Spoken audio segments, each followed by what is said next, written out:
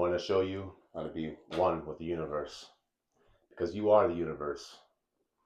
You are the universe experiencing itself.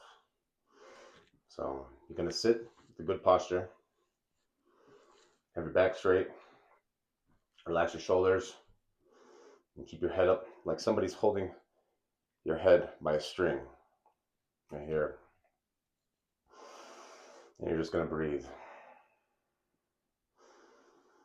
in with your nose,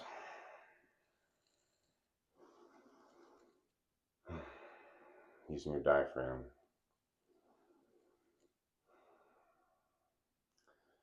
And you're just going to focus on your breathing.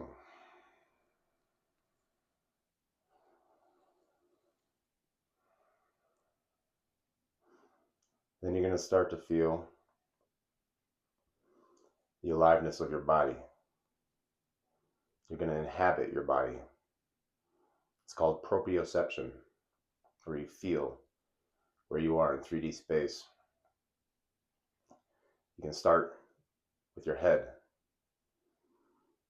You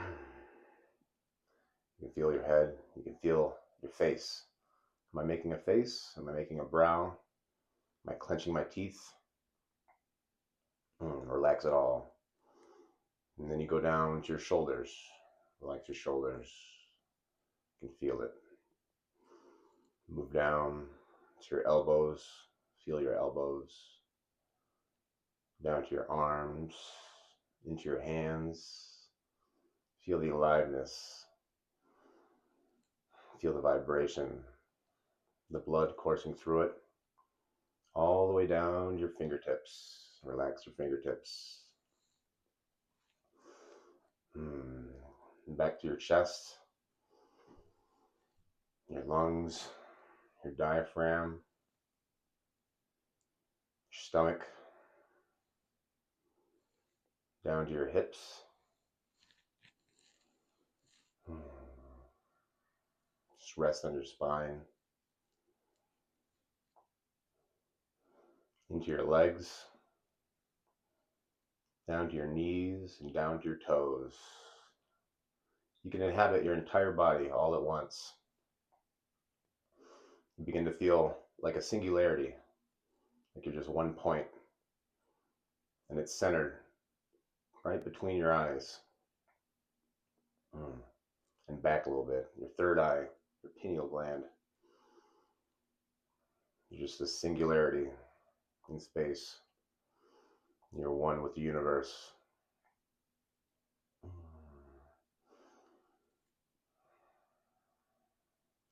And as you do this, thoughts will arise.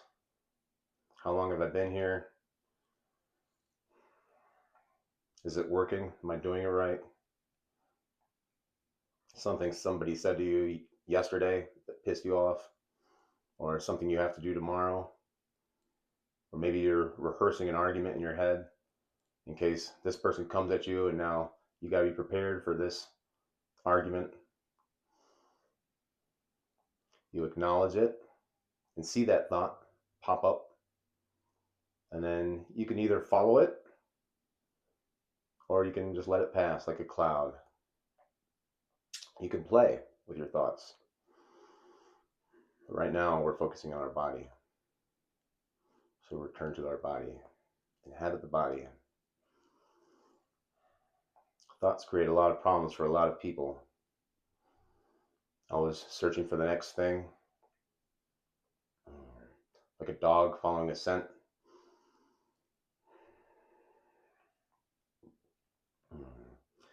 It's not bad to have thoughts. That's what the mind does, create thoughts. It's totally natural. You can't stop it.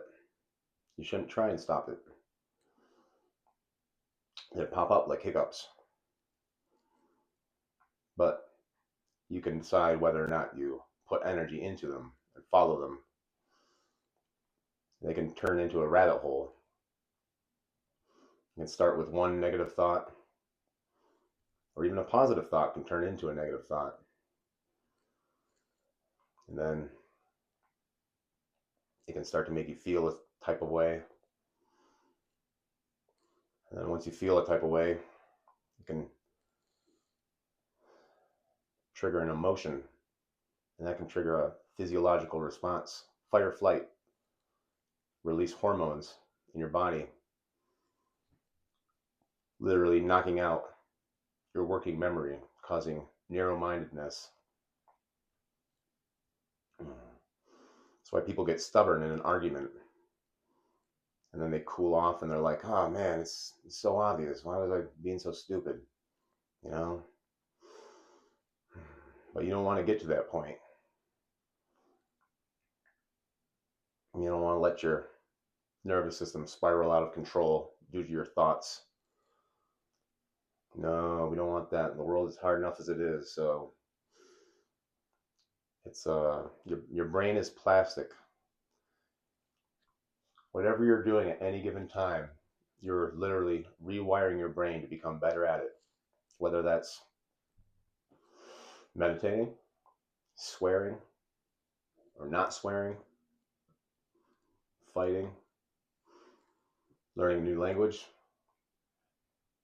habits like fingernail biting, or reading, or even self-awareness, being aware of the thoughts that you have in your head, and realizing that your thoughts aren't you. They're just thoughts. You can practice that too and get better at it.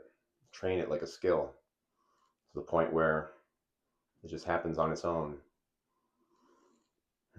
In the background, you're always aware of the thoughts that you're having. So they never take you for a ride. And you can catch yourself having bad thoughts and be like, hey, slow down, Micah. We don't want to go this way. Let's turn this bus around. I'm starting to get a little upset here. Because you can decide to be happy. Happiness can be a choice. Suffering can be a choice. Suffering implies it's like a story. Oh, this happened to me, and then, oh, poor me, and this happened. But who you are, truly, truly who you are, deep, deep down, is the awareness behind your senses. You are the consciousness.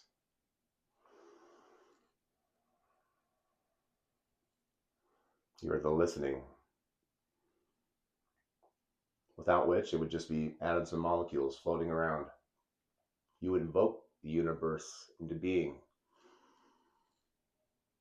by seeing it, sensing it. It's beautiful. If you were to hold your arm out, close your eyes, how would you know that your hand is still attached to your body? You can feel it. You can feel your fingertips.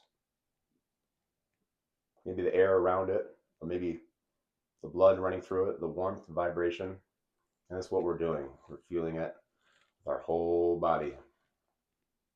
You do that, and it grounds you, it anchors you into the present moment. This right here is its own form of meditation.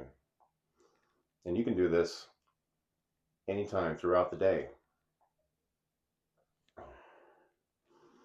All day long, you can inhabit your body, and that will anchor you in the present moment. And sometimes you'll forget it, and then you'll be like, oh, wait a second, no, there's my body, it's still there, oh, good. And you return to the present moment.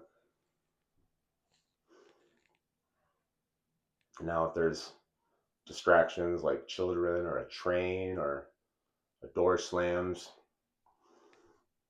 that doesn't have to mess up meditation, because the point is to just accept everything that's happening here and now without passing any judgment or putting any labels on anything.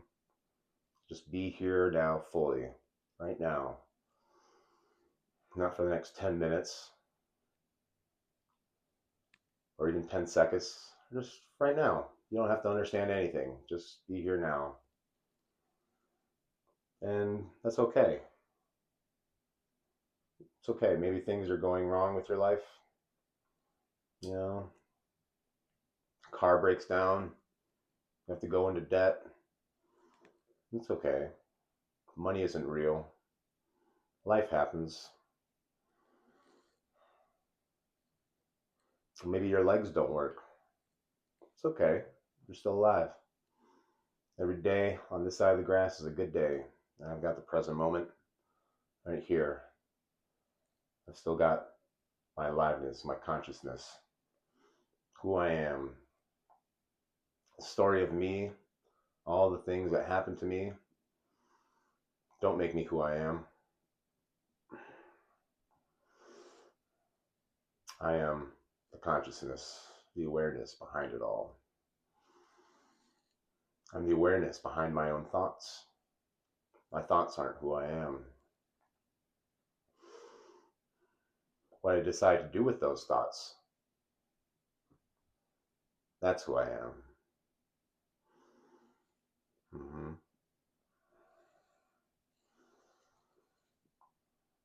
So if there's noise in the background,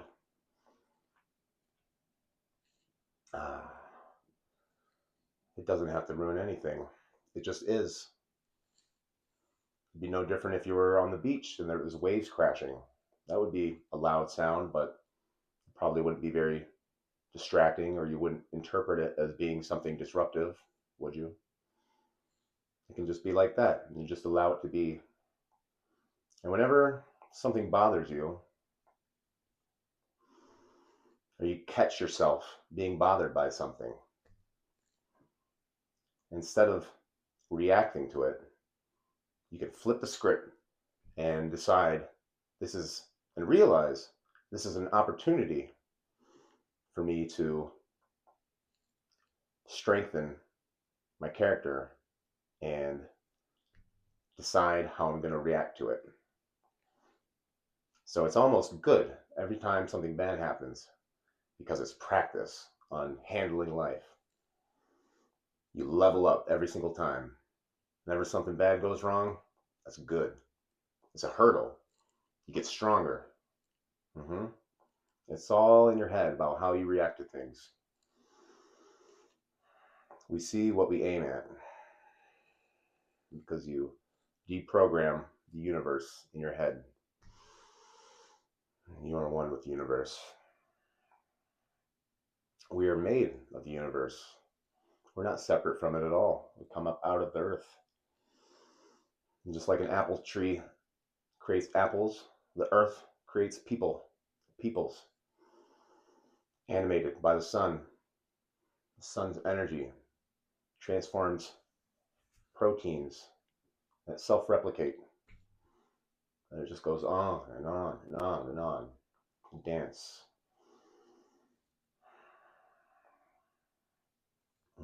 You are that alien that we stare off into and try and see with great telescopes. We're observing ourselves. Rhinoceros, peacock, giraffes, those are the aliens. We are the aliens. Look at us.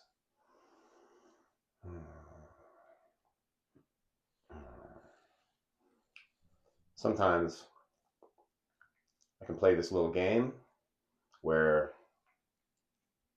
if I want to try and not care what people think, I can pretend that I'm an alien, right? And I'm just borrowing this body, this suit. I'm just borrowing this meat suit, because I really am. I'm consciousness, and I'm driving this space suit around.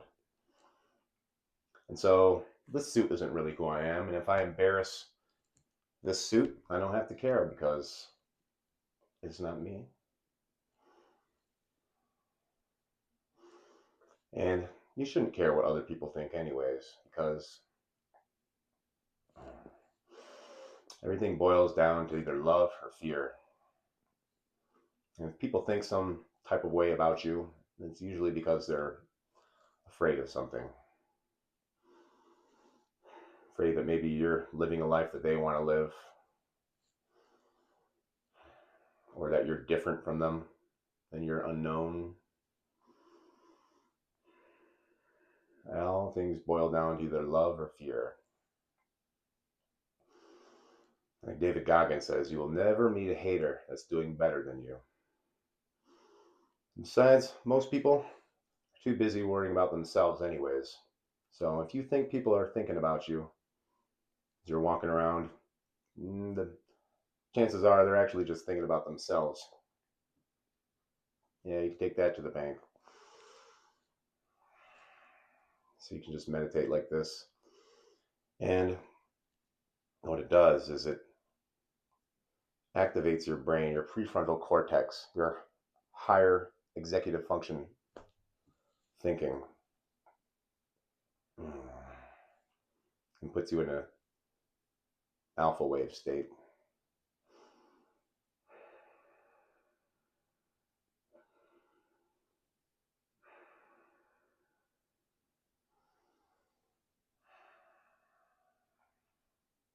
It strengthens your self-awareness.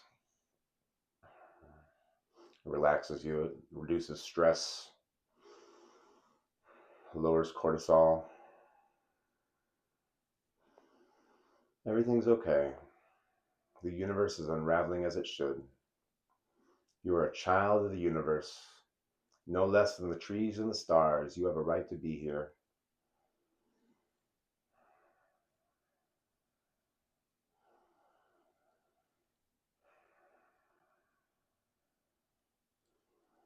So you can do this anywhere, even while you're walking. You just inhabit your body and focus on your breath. Observe your thoughts as they come and go. And I hope you got some use out of this video.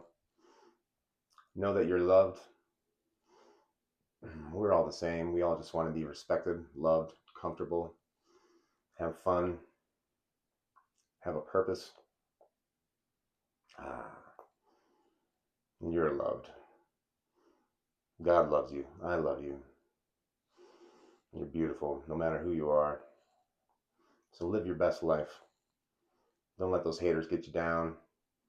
Don't give them any power. You'll laugh in their face. Either laugh or cry. You decide.